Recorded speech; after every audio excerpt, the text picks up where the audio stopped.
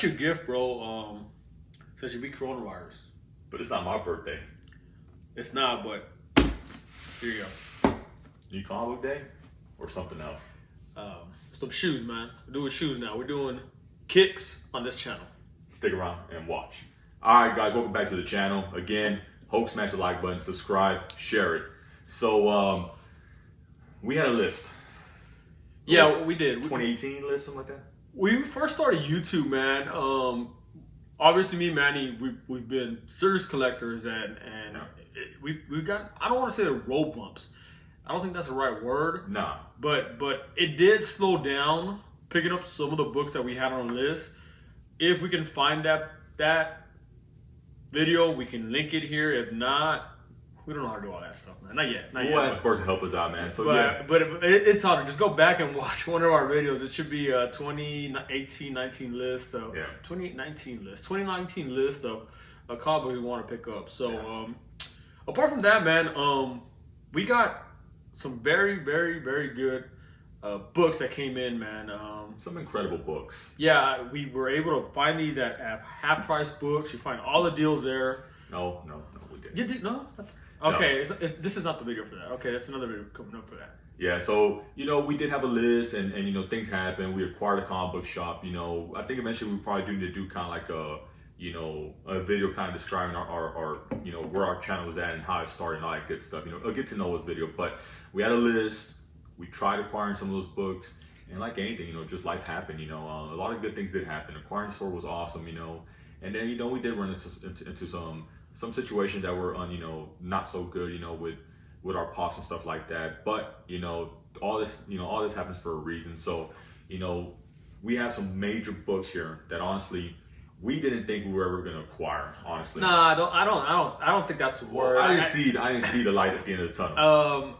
They're big books. It's not that we weren't going to acquire it. The problem is that we are our worst enemies, man. And I preach this a lot. It's we have a list, but we go off script. We go and he goes off script and start buying books, and we start seeing books that we want to just hoard and or add to the PC, So it's very hard. Collecting comic books is extremely hard. Yeah. So the issue hasn't been that. It's been that other books have come into play. And you've seen some of those books and some of those hauls, and then the Spider-Man runs that this guy wants to continue to collect. He has about 10 runs already. No, I don't. But it is. Things do pop up, and we go to shops, and like anything, it's like being in a candy store. You just want, just pick up anything that you see. Especially some of the stuff is pretty damn nice. So we are the reason why this kind of took quite a bit of time. But to go back, this is big time grail. Big time grail. What I'm saying is, this is a monster grail. They're not, for us. It is. They're not cheap, man. These books, they're on the rise. We've talked about them. Put them on your list. If you can acquire these, it's gonna require some sacrifice. Don't visit. Hard work. Yeah, don't visit any shop. Just come to our auctions, man. Yeah. Just there. You don't have to go to any shops. Stay off of eBay, and you'll be fine. But I guess. Let's talk. Let's bring them out, man. I think we kind of first, before we show them off, we do want to give a quick shout out. A big shout out, to the individual that make this possible. We will keep him anonymous because we don't. I don't want you guys hitting him up. No, we don't need to throw his information out, man. But he did make this possible, and it took some dialogue. It's an individual that really digs the channel, and aside from that, us talking outside of the whole platform, we got to know each other a lot better. So. He knows who he is. If he watches this video, I'm pretty sure he knows. He knows, and the guys that pay attention to the chat, he's dropped some major hints in there. So, great guy. I think that was the best thing out of it. Outside of being able to acquire this to him, and it went to a good cause because obviously, he knew we wanted these, and it worked out on his end when we, transferred the money to him and his family. Is that these books are books that we not only were able to grab from him, he was able to come across these books in a remarkable way, man. Like crazy. You hear it plenty times, man. Someone inherited a big time collection. Yeah, and that's all I'm gonna say. And when the time is right, we will talk more about that. But we haven't done this in a while.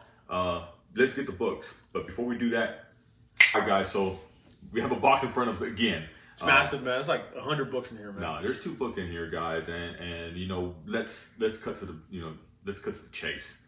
You know, we're gonna show off these books that honestly, you know, to us they're major bangers, they're major grails, and hopefully you guys you know get to enjoy it as much as we did because now they're part of the family. So these are staying in the PC for a good while, maybe forever, unless something happens. But you know, these are PC books for us. Well, that's our plan. Our plan is always to keep them in the PC.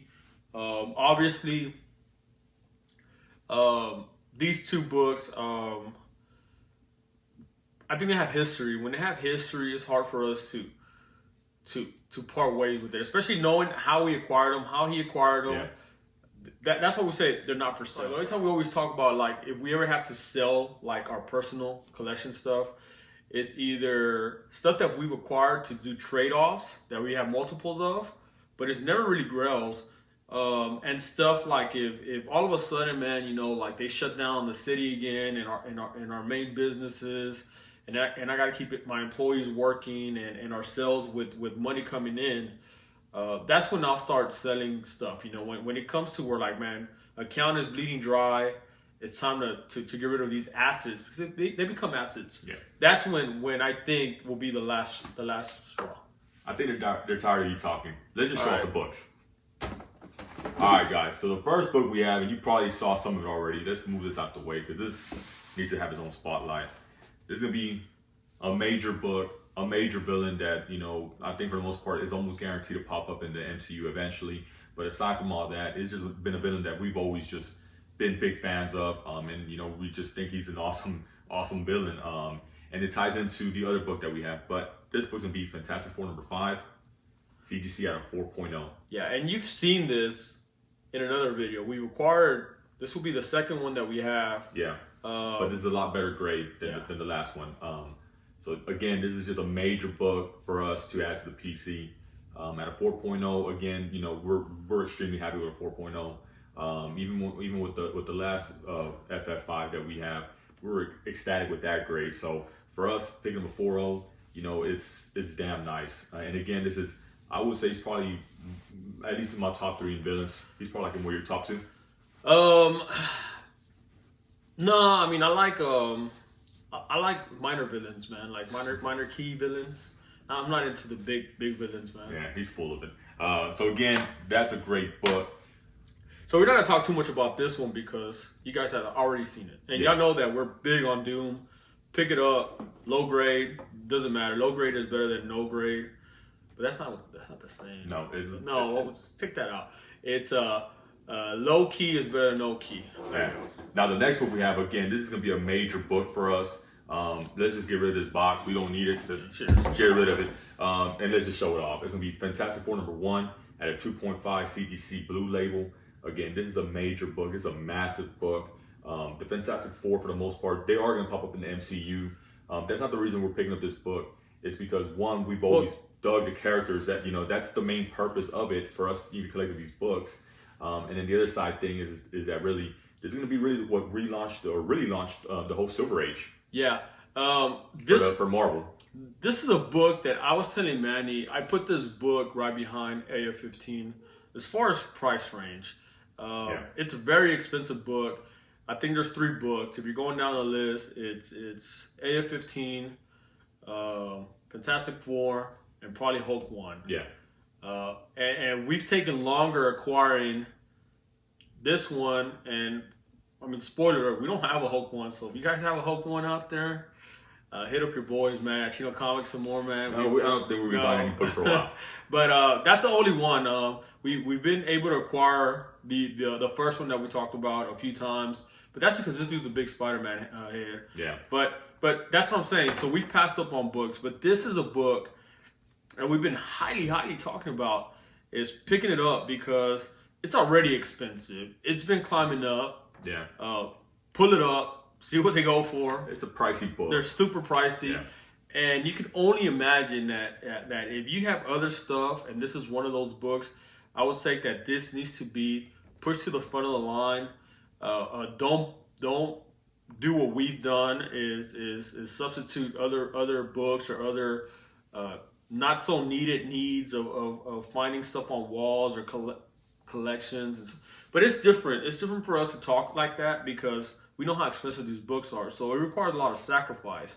But at the end of the day, man, if you try to pick up this book when they announce these characters, good luck, man. I mean, this is a book that's, I dare to say it's like $10,000, man. It's a pricey book. It's a very pricey book. So, aside from that, it's just, these are two books that honestly, you can really bank on. And really, in reality, Fantastic Four really has a great run. I mean, it introduced a lot of characters in that whole, maybe the first like 80 issues. Yeah. Really, the first 100 issues, you get a lot of introductions, like the Inhumans, like I think my favorite one is Mole Man. Mole Man, yeah. Mole Man's my favorite. He's a sleeper, man. If you're not picking up the Mole Man, man, he's a good character. Yeah, man. And the Puppet Master or the Puppeteer or whatever, man. Those two villains right there, man. I think they're better than that villain right there, man. This guy just talking out of his.